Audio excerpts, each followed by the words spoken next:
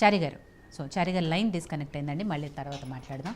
So Satyanarayana గారు మీరు చెప్పండి, ఎందుకంటే గ్రూప్కి సంబంధించిన ఎగ్జామ్స్ అన్నింటిలో కూడా మీలాంటి నిరుద్యోగులు వాటి తరఫున పోరాటం చేశారు. అండ్ దీనికి వ్యతిరేకంగానే మొన్న మీరు కూడా మునుగోడులో ఇండిపెండెంట్గా పోటీ చేశారు. కాబట్టి సో ఓవరాల్గా ఏం చెప్పదలుచుకున్నారు? ఎందుకంటే కాంగ్రెస్ పార్టీ ఇప్పుడు దీని మీద పెద్ద ఎత్తున చర్చలు నిర్వహిస్తోంది. కాబట్టి ఎలా జరిగితే బాగుంటుంది అనుకుంటున్నారు? ముందుగా యోయో టీవీ వారికి ధన్యవాదాలు.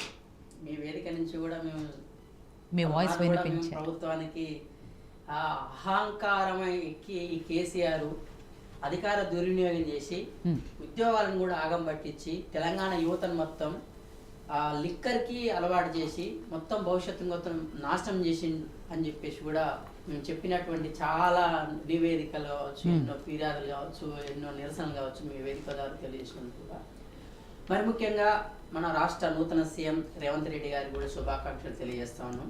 మేము ఏదైతే ఆశించినామో ఆ ఆశించిన మేరకైతే కొద్ది మేరకైతే చర్యలు తీసుకుంటున్నారు, ఆ మేరకైతే అడుగులు వేస్తున్నారని మేము భావిస్తూ ఉన్నాం, ఆశిస్తూ ఉన్నాం కూడా. సో మరి ముఖ్యంగా కూడా 10 సంవత్సరాలు 9.5 ఏళ్ల సంవత్సర ఈ పరిపాలన కాలక్రమంలో కూడా దశాబ్ద ఉత్సవాలు ముందుగానే చేసుకున్నప్పుడు కూడా ఆ రోజు ఇదే వేదిక నుంచి కూడా చెప్పారు. ఈ వేదిక నుంచి కూడా 10 సంవత్సరాలు నిన్న ముందుకే దశాబ్ది ఉత్సవాలు జరుపుతా ఉన్నాడు. ఇక 100% ఫిక్స్ అయిపోయింది కేసీఆర్ కూడా. ఇక మేము 10 సంవత్సరాలు నిండే నాటి వరకు మేము అధికారంలో ఉన్నామని చెప్పేసి కేసీఆర్కి ముందే తెలిసిపోయింది, ఫిక్స్ అయ్యండి. మేము ఆల్రెడీ చెప్పినాం. ఉస్మాన్ యూనివర్సిటీ ఆర్ట్స్ కళాశాల ముంగల ప్రమాణం కూడా చేసినాం. మేము బరాబర్ నిన్ను గద్దె దింపుతాం. నిరుద్యోగులకి ఈ నియంతకు జరుగుతున్న మహాసంగ్రామంలో నిరుద్యోగులు విజయం సాధిస్తారని చెప్పేసి కూడా చెప్పినాం. అది తెలంగాణ ప్రజలు కూడా దాన్ని అంగీకరించారు. మా ఏదైతే మేము విజ్ఞప్తి చేసినాం, మునుగోడులో కూడా ఒక విచిత్రమైనటువంటి భిక్షాటన ప్రదర్శన చేస్తూ కూడా ఆ నిరుద్యోగుల యొక్క బతుకులెట్టయినాయి, భిక్షపు బతుకులు అయిపోయినాయి. యువత మొత్తం తాగి లిక్కర్ తెలంగాణ అయిపోయింది, ఆత్మహత్యల తెలంగాణ అయిపోయింది, దరిద్రపు తెలంగాణ అయిపోయింది, అప్పుల తెలంగాణ అయిపోయింది, ఆత్మహత్యల తెలంగాణ అయిపోయింది, భూదందాల తెలంగాణ అయిపోయింది, ఇసుక దందాలు, మాఫియా అన్నీ అయిపోయినాయి. దీని నుంచి మనం రక్షించుకోవాలంటే కేసీఆర్ని మనం గద్దె దింపుదాం. ఫస్ట్ కేసీఆర్ని గద్దె దింపుదామన్న ఏకైక లక్ష్యంతో ఉస్మాన్ యూనివర్సిటీ విద్యార్థి నిరుద్యోగ చేసే తరపున కూడా మేము మా యొక్క మిత్రమండలి మొత్తం కూడా పనిచేస్తాం. దాని కాలానుగుణంగా బీజేపీ పార్టీ కావచ్చు, కాంగ్రెస్ పార్టీ కావచ్చు, ఇతర చిన్న పార్టీలు కావచ్చు, అందరూ కూడా మాతో పాటు కలిసి వచ్చినాయి. వాళ్ళందరూ కూడా ఆ పార్టీలందరూ కూడా మేము ధన్యవాదాలు తెలియజేస్తా ఉన్నాం.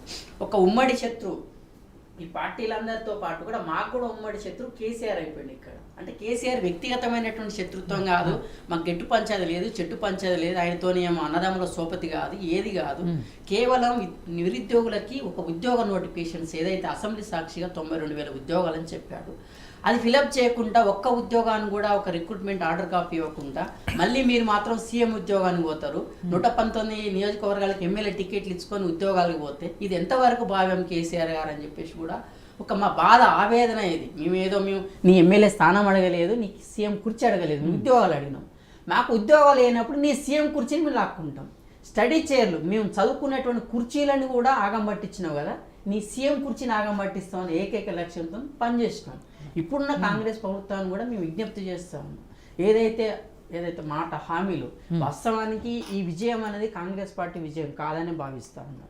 అది ఏదేమైనా కానీ ఈ యొక్క విజయంలో అందరి పాత్ర ఉంది, విద్యార్థి నిరుద్యోగులు అందరి పాత్ర ఉంది, ప్రజల యొక్క పాత్ర ఉంది.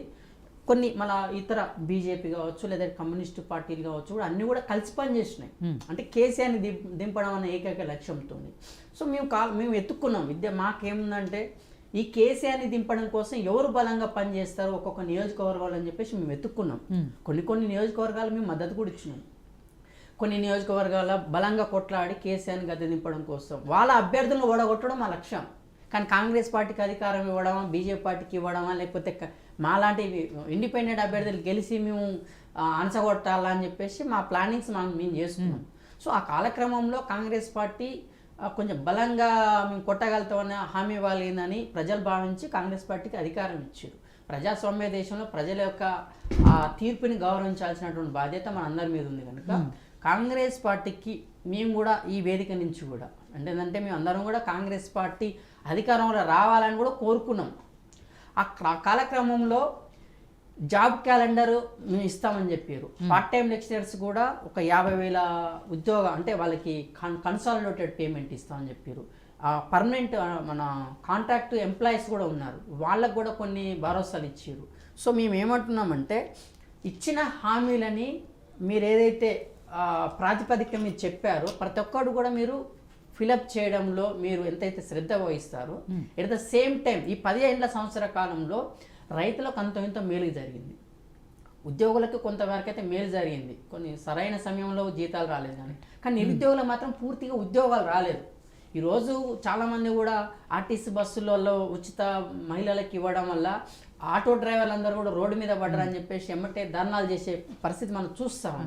అంటే వారం రోజులకే మీకు ఇంత కడుపు మంటలు వేస్తుంది కదా ఆటో డ్రైవర్లకి. మరి 10 సంవత్సరాల నుంచి మేము ఉద్యోగాలు లేక మేము తినక చాలని ఫుడ్ తిని 5 రూపాయల భోజనం కూడా కనీసం ఒక పూట తింటే 2 పూట బాక్స్ కట్టుకొని పోయి తిన్నాం. 10 సంవత్సరాలు మేము ఎంతో మనోవేదనకి మేము లోనైమి కూడా ఉన్నాం కదా, మా కోసం ఆలోచించాలని చెప్పేసి అన్నప్పుడు పాపం వాళ్ళు కూడా మా కోసం ఆలోచించారు కనుక కేసీఆర్ని గద్దె దింపారు. సో వాళ్ళకు కూడా న్యాయం చేసే విధంగా కూడా ఈ ప్రభుత్వం కూడా కొంచెం చర్యలు తీసుకుంటే బాగుంటుందని కూడా కోరుతా ఉన్నాం. సో మన ముఖ్యంగా టీఎస్పీసీ చైర్మన్ జనార్దన్ రెడ్డి రాజీనామా చేసిండు. నిజంగా ఆయన చిత్తశుద్ధి ఉంటే ఎప్పుడైతే గ్రూప్ 1 పేపర్ మార్చిలో లీక్ అయిపోయింది, మొత్తం 25 పేపర్లు లీక్ అయినాయి madam. 60 GB data Praveen Kumar ఆ పెన్ డ్రైవ్లో డేటా ఉన్నది, అవన్నీ కూడా బయట పెట్టలేదు. 3 పేపర్లకి ఈరోజు కేసీఆర్ గద్దె దిగిపోయాడు, ఒక 39 స్థానాలకు పరిమితమైండు.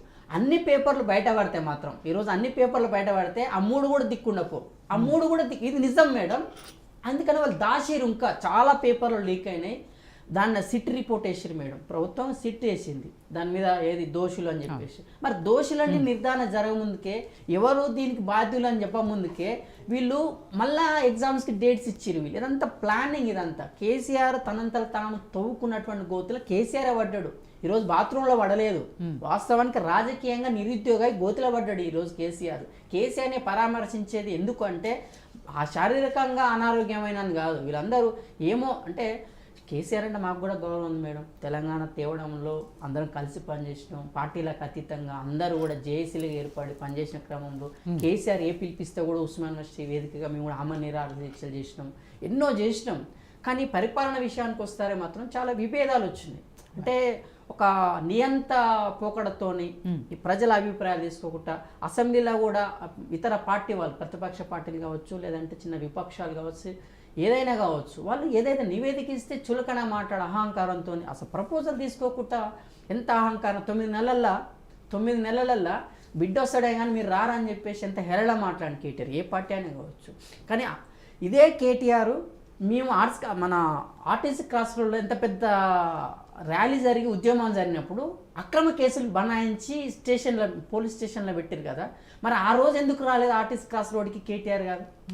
మరి మొన్న ఎలక్షన్స్ ముందల మెట్ల కింద కూర్చొని నిరుద్యోగుల మీద కూర్చోబెట్టి మేము డిసెంబర్ 4 తారీఖు నాడు నేను చేస్తా జాబ్ క్యాలెండర్ రిలీజ్ చేస్తా, కాంగ్రెస్ పార్టీ జాబ్ క్యాలెండర్ అంతం లేదు పొంతం లేదని మాట్లాడారు కదా. మరి 10 సంవత్సరాలు వీళ్ళే పరిపాలన ఉన్నారు కదా, మరి జాబ్ క్యాలెండర్ వీళ్ళు ఎందుకు వేయలేదు? సార్ కాంగ్రెస్ పార్టీ చేస్తాను వచ్చిన పార్టీని వీళ్ళు మళ్ళా మన ఏది కొరడ దెబ్బలు కొట్టి అడ్డం దొడ్డం మాట్లాడిండు. మరి ప్రవళిక చనిపోతే మేడం సరే అమ్మాయి పర్సనల్ డేటా ఏదైనా కావచ్చు, విత్ ఇన్ 1 డేలో మీరు ప్రైవసీ డీటెయిల్స్ కూడా ఎట్లా బయట పెడతారు? వీళ్ళు అధికార దుర్వినియోగం కాదా? అసలు గ్రూప్ 2ని అప్లై చేయలేదని చెప్పేసి కేటీఆర్. అంటే ఇంత అబద్ధాలు మాట్లాడుతూ జనాలు ఇంకా నమ్మించి గంగవ్వ దగ్గర పోయి ఏదో ఆమె సోషల్ మీడియా పెద్ద ఉంది కదా అక్కడ పోయి ఎట్లా గంగవ్వ ఆమెతో కూడా డబ్బాలు బలవంతంగా చెప్పించుకుని ఈరోజు గంగవ్వ రేవంత్ రెడ్డి దగ్గర పోయినా పోలేదు, మాట్లాడలేదు. అంటే వాళ్ళు బలవంతంగా భయపడి మళ్ళీ 3వసారి వస్తే మన అందరిని కూడా బెదిరించి ఏం చేస్తాడో దోచుకుంటాడో అంతా ఏం చేస్తాడో భయంతో అందరు పనిచేసిరు. ఈరోజు తెలంగాణలో స్వేచ్ఛా వాయువు అయితే పీల్చుకోగలుగుతున్నాం, ప్రశాంతంగా బతకగలుగుతున్నాం. మాలాంటి వాళ్ళ మీద ఎంత ఉక్కుపాదం మోపి అక్రమ కేసులు పెట్టి జైల్లో పెడుతున్నాడని ఒక భయంకరమైనటువంటి వాతావరణం ఉంది. ఆ వాతావరణం నుంచి అయితే మేమైతే ఊపిరి పీల్చుకోగలిగామని చెప్పేసి అయితే మేము ఆశాభావం అయితే వ్యక్తం చేస్తాం. సో రామరెడ్డి గారు ఏదైతే టీఎస్పీఎస్సీలో అప్పట్లో ప్రశ్నపత్రాల లీకేజ్ గురించి పెద్ద ఎత్తున